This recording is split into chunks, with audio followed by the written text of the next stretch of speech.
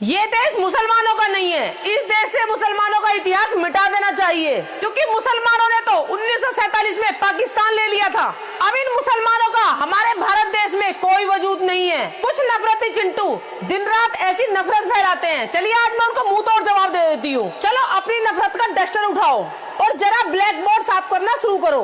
पहला नाम मिटाओ। सबसे पहले अशफाक उल्लाह खान का नाम जाओ मिटा दो, लेकिन याद रखना जब उनका नाम मिटाने जाओगे इतिहास तुम्हें थप्पड़ मार के याद दिलाएगा कि वो बंदा फांसी के फंदे पे झूल गया था, पर उसने अपने यार पंडित राम प्रसाद बिस्मिल का नाम नहीं खोला था।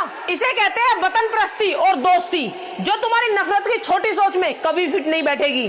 चलिए अब दूसरे नाम की बात करते हैं। जो रैलियों में खड़े होकर इनकलाब जिंदाबाद के नारे लगाते हो ना, छीन लो उस नारे को।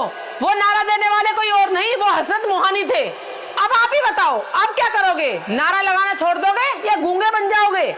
चलिए अब बात करते हैं तीसरे नाम के बारे में। जाओ छीन लो वीर अब्दुल हमीद के सीने से वो परमवीर चक्र, जिसने 1965 की जंग में पाकिस्तान के टैंकों के परखच्चे उड़ा दिए थे। वो जंग में शहीद हो गए थे, पर उन्होंने तिरंगे को झुकने नहीं दिया था। तुम लोग तो सिर्फ एसी कमरों में बैठ के ट्वीट करते हो।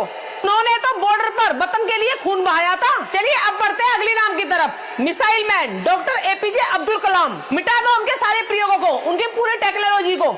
लेकिन मेरी एक बात याद रखना, जैसे ही कलाम साहब का तुम इतिहास मिटाओगे ना, ये देश डिफेंस के मामले में 10 को पीछे चला जाएगा। अब आप ही बताओ फिर दुश्मन को कैसे आंख दिखाओगे? चलो अगर हटाना ही चाहते हो तो भारत के तिरंगे से वो हरा रंग भी मिटा दो। मिटा सकते हो? नहीं मिटा सकते ना, क्योंकि सच तो ये है तुम कागजी किताबों से ही नाम मिटा सकते हो, लेकिन इस मिट्टी में मिली हुई कुर्बानी को कैसे मिटा सकते हो? जिन इमारतों में जाके तुम सेल्फी लेते हो ना, लाल किला, ताजमहल, कुतुब मीनार, वो भी हमारे मुसलमान भाइयों ने ही बनाई है। क्या उन्हें भी मिटा सकते हो? देश की आजादी और हिफाजत की बात आई थी ना, तो कोई भगवा पहनकर शहीद हुआ था, कोई हरी पगड़ी पहनकर शहीद हुआ था, और कोई गुरुबानी पढ़ते हुए शहीद हुआ, तो कोई कुरान की आयतें पढ़ता हुआ शहीद हुआ। लेकिन जानते हो सबसे बड़ा ट्विस्ट क्या है? वो सारे सूरवीर शहीद होकर तिरंगे में लिपटे, उनके कफन पे कोई धर्म नहीं लिखा था, सबके सब सिर्फ और सिर्फ भारतीय थे। तो इसीलिए बोलती हूँ अपनी नफरत की दुकानें बंद करो। हम सब भारतीय हैं, तो हिंदू मुस्लिम कोई नहीं है।